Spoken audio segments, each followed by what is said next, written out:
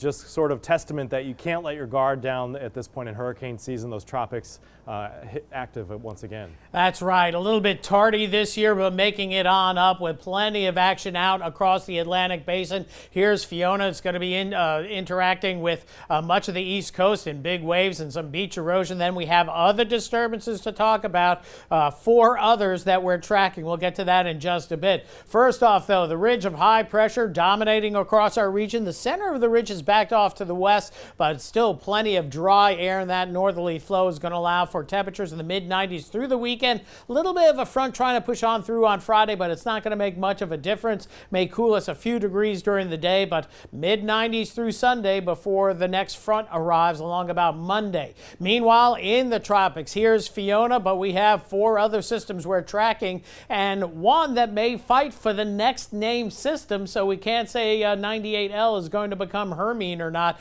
One that's come off the African coast has a medium chance of developing, but it's going to move to the north. Another tropical wave out here, 30% chance of developing over the next 5 days. Tropical storm Gaston in the North Atlantic, 65-mile-per-hour winds just spinning around out here. And then the 2 systems we're interested in, Fiona, and right now most certainly what we'll be interested in for the Gulf of Mexico is this disturbance. 98L is the name. Could become Hermine or Ian depending on which system develops, but this one's probably not going to develop until it gets to right around Jamaica in this vicinity, really get going, but it may show some signs of organization before then. Meanwhile, Fiona continues to slowly intensify, a mature hurricane now with an expanding wind field, 130-mile-per-hour winds moving to the north at about 9. Hurricane watches now for Bermuda with tropical storm warnings in effect, and it's going to be a close call for Bermuda going into tomorrow night into early Friday. And then the system is going to impact perhaps portions of Nova Scotia and Newfoundland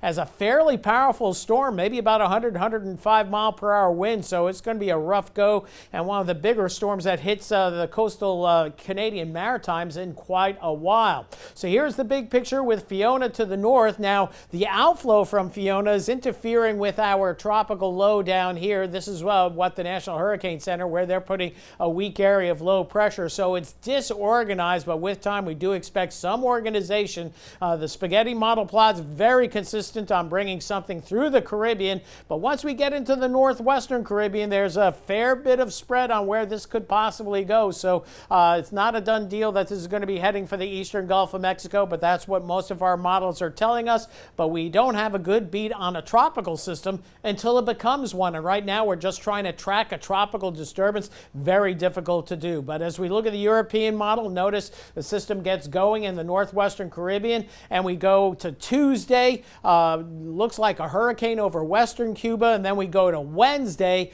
and maybe a landfalling system on the Florida coastline. Then you look at the GFS model. It shows a more westward track and a stronger, more intense system, but that is what the GFS has done just all year long for the most part. And then a week from today, entering the southern Gulf of Mexico, notice we're going to have nice dry air in place after that cool front, and the GFS will even take it out 10 days. It has a blocking ridge of high pressure to the north, so this could be meandering around in the Gulf of Mexico for several days late next week and maybe into the following weekend. We'll just have to wait and see. Too early to call, but right now Louisiana does not look too bad. Looks to be in the clear, but that certainly could change down the line. So fair skies overnight tonight, temperatures low to mid 70s. Tomorrow, pushing into the mid to possibly the upper 90s. Look at the forecast highs for tomorrow. 98 Ville Platte Bunkie, 99 in Alexandria, 97 Opelousas. We'll go right around 97 degrees on the I-10 corridor. So this is as hot as it gets this time of year. And as we mentioned, the record for tomorrow is 97 degrees. So very close to hitting that record. And then heat indices, not abnormally high for the summertime, but certainly for the third week of September, that heat index as high as 104 to 105 across the area. So keep that in mind. If you're working outdoors, take plenty of breaks so you don't have much coolness going on quite yet. 73 overnight tonight with generally clear skies, warm and humid out there. And then for tomorrow, we'll get up to 97 for the high. As we mentioned, the record 97 was set back in 1934. Don't forecast a record. That's a rule of meteorology, but we'll forecast a tie of a record. Why not? We see that happening for sure. Mid 90s may maybe a degree or two cooler on Friday. This weekend, mid-90s. Slight rain chances coming in late Sunday, ending Monday. And there's that cool front. And 80s for highs, mid-80s. And overnight lows, lower 60s. And who knows, if there's a hurricane off to the east of us, we might even get a little bit cooler than the lower 60s. So right now, not bad news, but we'll keep our fingers crossed, of course, on the tropics. We absolutely will. Thank you, Rob.